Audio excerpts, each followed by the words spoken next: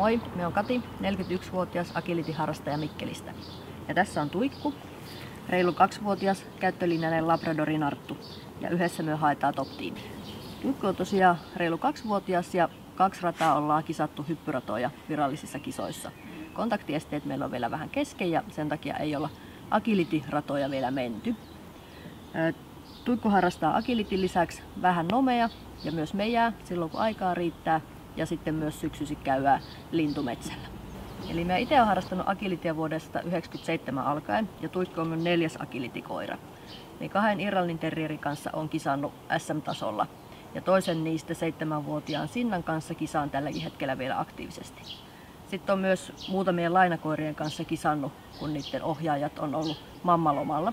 Eli agility-uran aikana me on edustanut Mikkelin agility-harrastajia ja agility-sport-tiimiä. Molemmissa seuroissa me on toiminut aktiivisesti koulutusohjaajana, hallituksen jäsenenä sekä toimikuntien jäsenenä. Vaikka me on harrastanut agilityä pitkään, en ole kuitenkaan niitä tyyppejä, jotka aina haluaa tehdä samalla tavalla kuin ennen tehty. On aina halunnut kehittyä, mennä eteenpäin ja pysyä mukana lajin kehityksessä.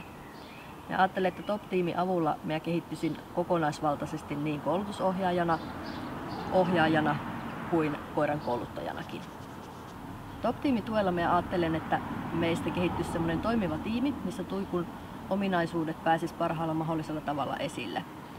Meillä on tavoitteena nousta mahdollisimman korkealle kansallisella tasolla ja on valmis panostamaan siihen jokaisella osa-alueella.